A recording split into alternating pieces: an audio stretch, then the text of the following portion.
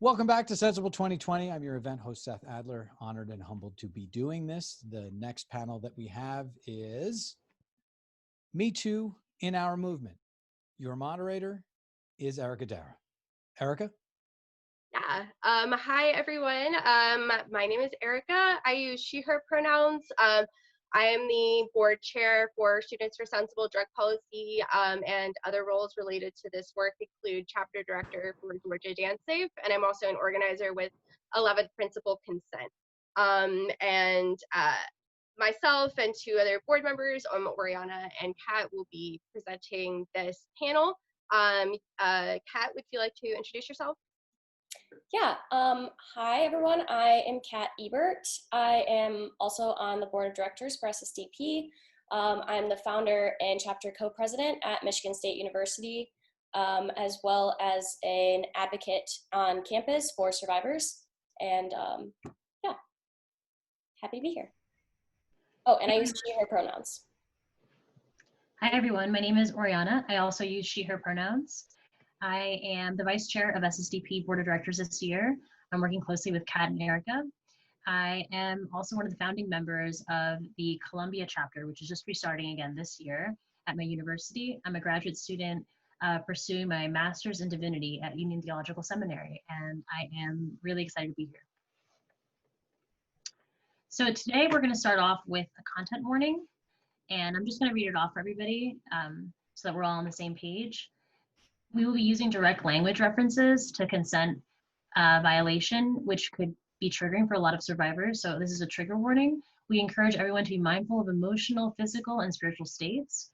And it's important for everyone to know that panelists will be available to support attendees through the content processing if needed after the event. Thank you so much.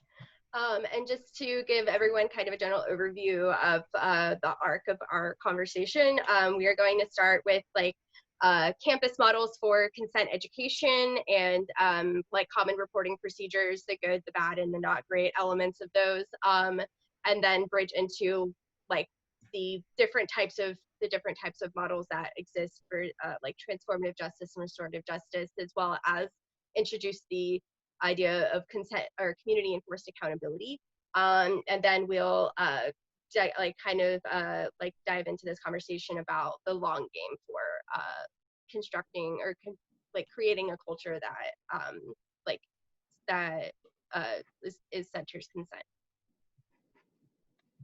And I will pass it to Kat to get us started. Awesome. So I'm going to be talking about consent on campus. There are several different models of consent education on campuses, but I'm going to specifically talk about my experiences as a student at Michigan State. So first, we need to identify that the current system is often very harmful to survivors. Mandatory reporting specifically can be extremely problematic and often discourages individuals from ever reporting their abuse to anyone. So a mandatory reporter is defined as certain professionals who are required by, in this case, Michigan law, to report suspected child abuse or neglect. And not only that, but sexual abuse as well. So an individual employed in specifically professors, I believe, are mandatory reporters, and resident assistants, and then obviously doctors and people that work for the university. There are obviously some workers, employees and staff that aren't mandatory reporters, but why this can be so problematic is, for example, I like to use the example of a resident assistant.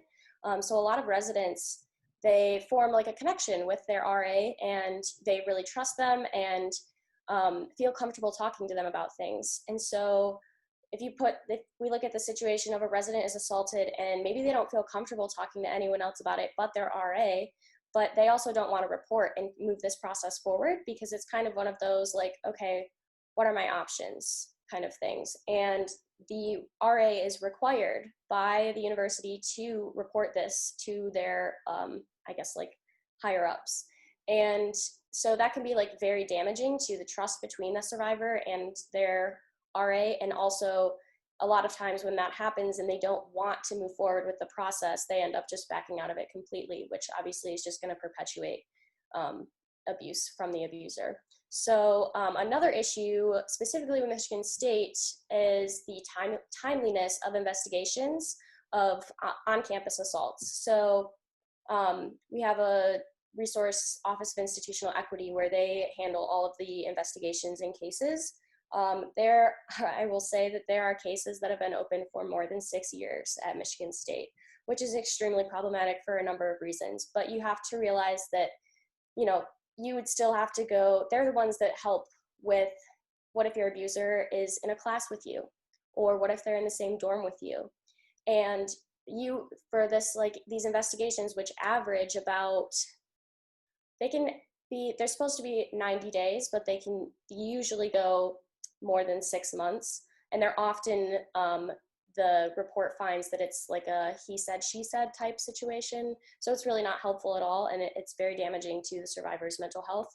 But yeah, they can still, during that whole time, their abuser could still be in class with them, or still be in their same dorm, or still like be walking around and going to parties. And there's no like, so they can be, if they are, you know, found like guilty, I guess, they can be like removed from the university.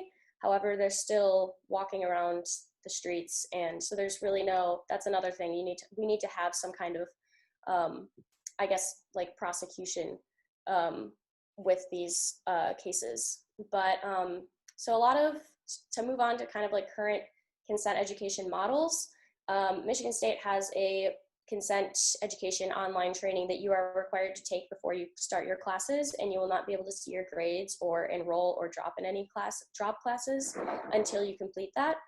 However, there are some problems with it. It's very easy to like skip over. A lot of people just press play, and you know, there's a quiz at the end, but the amount, like there's not a required I guess percentage you need to get correct to pass. So it does need to be updated. However, it is like a step in the right direction. And then, so I guess to kind of close this, some examples of student organizing and how to get involved with consent culture and education on your campus. We recently at Michigan State opened a 24/7 sexual assault nurse examiner program where survivors can come in at any time and will be, there are registered nurses that are specifically trained to help them through the process. And you can also a lot of times get involved with like crisis intervention counselors, even passing a resolution through the student government to improve campus resources and education. And then I guess lastly, I would like also to talk about the correlation between substance use and reporting. Most college campuses have a lot of we have a lot of alcohol use, and that can be extremely problematic. Specifically, Greek life perpetuates alcohol abuse and use, and also promotes toxic masculinity and rape culture. Not to say that that's all Greek life, but that is often a huge perpetuator of this. And there's a lot of decreased reporting with illicit substance use or underage use of even legal substances, because people don't feel comfortable reporting this when they're under this influence of a substance. And our current, if you want to, Erica, if you could pull up the slide. Mm-hmm. So our current consent laws say that you cannot give consent under the influence of any substance. So this slide kind of shows there's different levels. There are varying levels of intoxication. So consent under the influence of alcohol can be very different than consent under the influence of like MDMA. So yeah, there's the current legal framework either explicitly or in practice discredits consent and reporting. So that's another thing that needs to be addressed and I guess changed in the legal framework of consent. Thank you. Awesome. Thank you so much, Kat. And just to elaborate a little bit more on this particular resource. So 11th Principle Consent is a education, cultural education, and like public health resource that was founded in the burn, in the burn world in the past several years, and in recognition of the role substances often play in these situations, rather than like recognizing the limitations of the current framework of, if like that's often like stated, like if according to the law, like if you're not sober and you can't consent, but there's also all this gray area that's used to discredit people's stories. And so 11 principle created this spectrum, like this kind of break it down into the spectrum of intoxication, right? Like where where we can kind of be intentional and ask questions about like the way that we interact with people who are in certain states. Just to briefly mention, like one of the ways that we talk about this is like, you know, when there are substances involved, like getting consent before substances become involved, about the limit, like the boundaries of appropriate and acceptable behavior is one of the things that we like one of the workshops that we teach in these spaces, to like have intentional proactive conversations about this. Okay, all right, thank you. And Oriana, would you like to? Sure.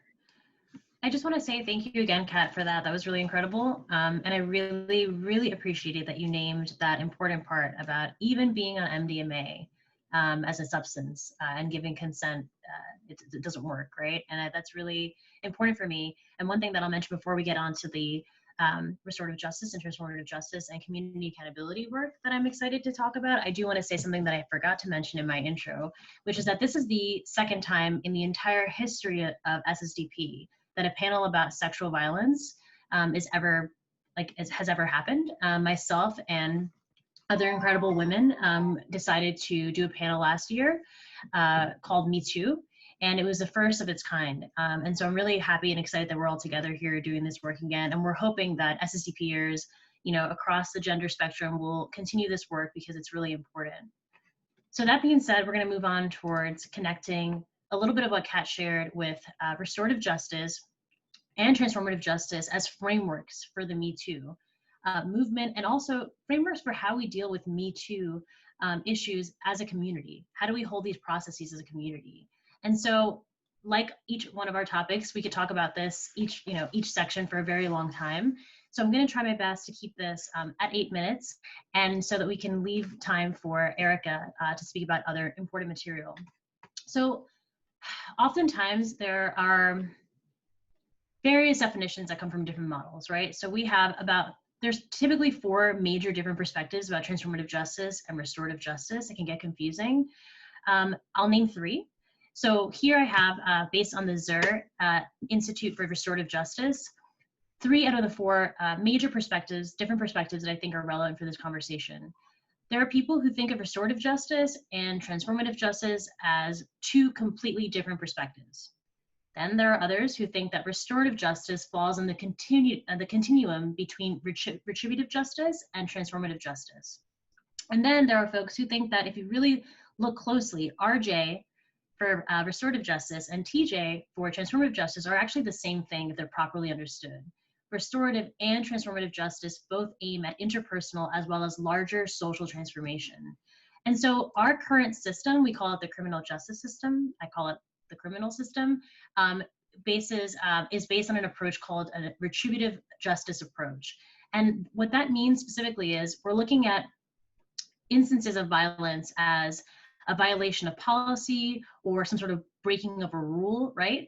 And we look at a resolution based on that framing. Who do we blame? Who administers punishment? What are the consequences? And so the questions we ask right now in our current framework in the US is, what rule has been broken? Who is there to blame? And what kind of punishment do they deserve, right? But there are other approaches that in our country, we stand on the shoulders of women of color and trans people of color who have had to find alternative ways to deal with violence in their communities, because actually the criminal justice system just created more violence for them, right? And so the idea behind that is community accountability. And so I'm going to talk about the 2 frameworks here, the restorative approach and the transformative justice approach. So a restorative approach, there are many definitions, I really like this one from the restorative.justice.org website that I found, which says that restorative justice is a process where all the stakeholders affected by injustice have an opportunity to discuss how they've been affected by the injustice and to decide what should be done to repair the harm, right? So it's not so much with the offender getting punished, but more about the offender growing in awareness and having an active responsibility instead of a passive responsibility in fixing the harm that has happened, right? So that's the idea behind restorative justice, restoring things to the way they were before the harm happened. But transformative justice is more encompassing. It's a part of restorative justice, but it's looking for more social system change, right? And so here the questions we're asking is, well, what were the social circumstances that promoted this harmful behavior? What are the structural similarities that exist between the incident and others like it? What measures can be done in the future to prevent it, right? So we're looking not only at unhealthy relationships, but we're also looking at social systems and the way they may have set up the harm to happen. And so those are the two different frameworks that I would like to talk about when we're thinking about community accountability. But community accountability in and of itself, it's simply a community-based strategy rather than the police prison strategy to address violence, including domestic violence, sexual violence, child sexual abuse. And something really interesting that I heard recently was, a community accountability process. Some of us like to think that that means it's going to be either in the framework of restorative justice or transformative justice, but you can be in community and a community can decide, actually, we're just going to throw that person out. And that's a community accountability process, right? It's not a very nice one, but it's a community accountability process, right? Each community gets to determine how they're going to hold the offender and the survivor victim accountable. And so this really interweaves with the Me Too movement, right? Because we have these isolated instances that we think are just here and there, whether they're on campuses, whether they're in nonprofits, whether they're in movement spaces, and we find out that actually they're pretty prevalent, right? That it's not just happening here and there, that the numbers are quite higher. And for the last 4 years, my 5th year this year, I've been working in New York City hospitals as a sexual violence and intimate partner violence advocate for survivors of these violent incidences. And time again, what's coming up for me is we need organizations and leaders and people and laypersons to be trauma informed, right? And I think that's where Erica here can tie in with the work around consent education that we need to do at SSDP. But one of my main interests, vested interests in this panel and being a part of this work is we need to figure out how we are going to safely protect the people who come forward about violence, sexual violence, and how we're going to create systems that don't further marginalize them and don't further expose them to harm, right? It takes a lot to speak up. We know that some of the women that are not on this panel right now are on this panel because they maybe don't feel safe to be, right? Putting yourself on the spotlight, it does a lot, and it does a lot for young activists who are in drug policy, and we've seen this time and time again. So I will pass it on to Erica to give us a little bit more on consent. Yeah, thank you so much, Oriana. Yeah, it's really the different, like, I think when we have these opportunities for community accountability and modeling different types of cultural like paradigms in our own spaces, like we're learning how to do that in a way that will help us bring it to like the rest of the community. And so I wanted to kind of round this panel with like kind of where do we go from here? And so one of the first things I would like to open with is like rape culture is not an isolated phenomenon. It is part of the like colonial patriarchy and white supremacist paradigm that we live under. And you know, it's really important to like, if we are acknowledging that this is a really deeply ingrained cultural problem, then intentionally and actively transforming culture is part of the long game of how we're going to fix this. Or we can't not necessarily fix it, but like, you know, create a future where we have something we can expect different things from each other. And so I wanted to briefly share a slide. This is a graphic that was developed by 11th Principle and other organizations.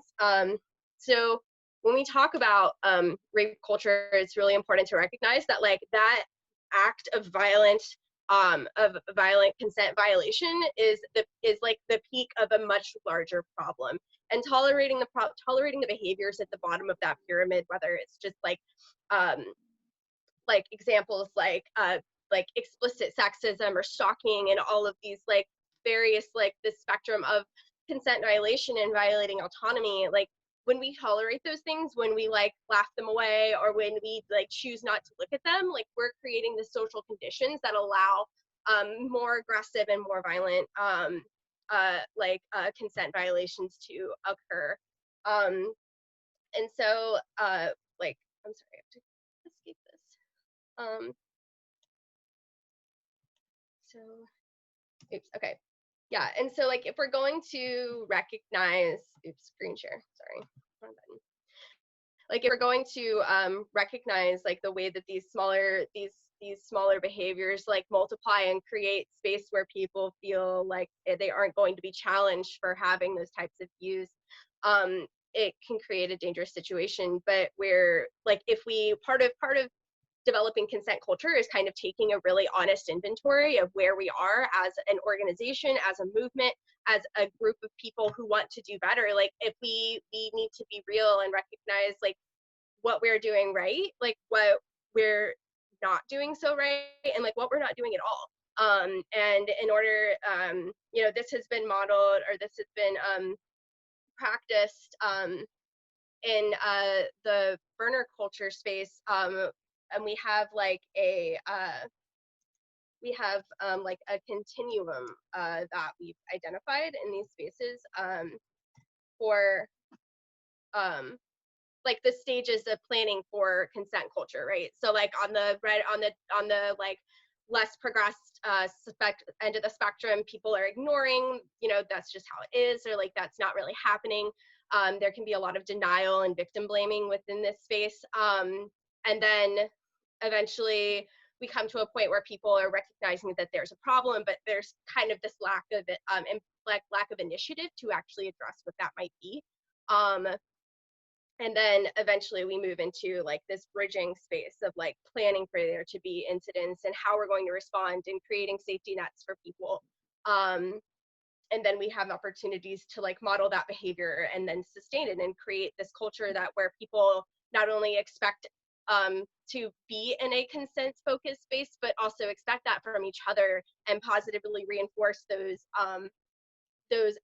behaviors. And so when we talk about like so like if we've identified a problem and we have like an idea of what solutions might look like, where does that really begin, you know? And like cultural education is something that has like long been identified. Like if we're working to deconstruct these problematic, toxic, extractive like systems of oppression that manifests in all of these ways, like one of the best things we can also be doing in this process is like sowing the seeds of what we want the world to become, right?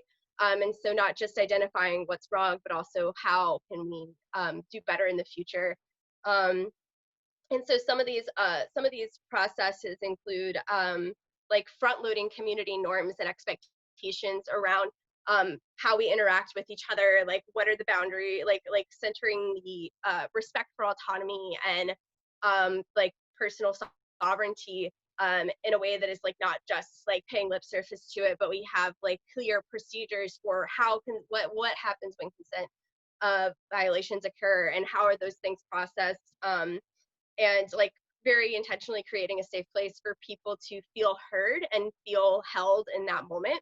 And like it's really important to like within that, like it sounds like a lot, right? And it is, but like it's not just the job of one organization, right? Like this is something that our movement has an opportunity to like embody as we and like we can create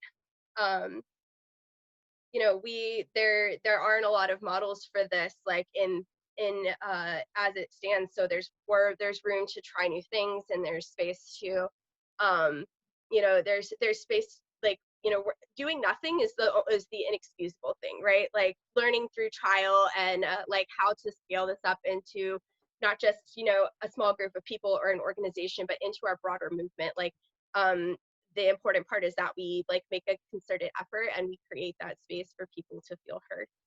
And I was just, Kat or Oriana, would you like to add anything? Yeah, there? I wanted to say that I really appreciate that graphic that you showed and the different stages. And again, I'm coming from a systems perspective, right? I'm looking at ignoring, reacting, planning, creating. I mean, I'm really committed to really examining what are we, you know, as an organization, not just at SSCP, but in the organizations that we're in, you know, in relationship with, right? Are we also ignoring folks, right? That they come forward in our organizations because reacting in a way that is, you know, helpful, going to hurt our funding, is reacting in a way that's going to be, you know, I'm thinking about sort of our bigger systems and our bigger places, like beyond the individual level, how are we holding these acts of violence, right? And how can we plan to create something that's sustainable? You know, something that's happening now and doesn't land very well with me is, you know, we have all these sort of coalitions of ethics coming up from the psychedelics, and yet I don't know of any survivors of sexual violence that these folks have talked to. And I actually don't even know how many Black and brown, disabled, trans people these folks have either talked to. It's a lot of, it feels like a lot of performative stuff. It feels like a lot of really well-intentioned white folks doing this work without actually talking to directly impacted people. And so that's something that I'm noticing in the psychedelics movement. And I have bigger dreams and bigger hopes for our overall drug policy movement that we'll be able to actually not ignore and react correctly in a way that will allow us to strategize and plan and create better systems of accountability in our movements. Absolutely. Thank you for that. Kat, did you have anything you'd like to add to this conversation? I guess just to say very broadly, something that like anyone can do, like the very, very, very first step. Obviously, we just talked about a lot of ways to start like implementing consent culture into our everyday lives in our organizations. But the like biggest thing that you can do to start is everyone needs to believe survivors. That is where we start changing the conversation, and that is where we start changing our culture. We just need to believe survivors, because they're really not making it up. So yeah, it's amazing how many men and women actually, which is so I hate to, you know, have come to me and said, but there's that 1% that lie, or well, but you know, I know my one friend who was framed. And if that is the approach that we're going to have to holding folks that are coming with trauma, we're in deep crap, right?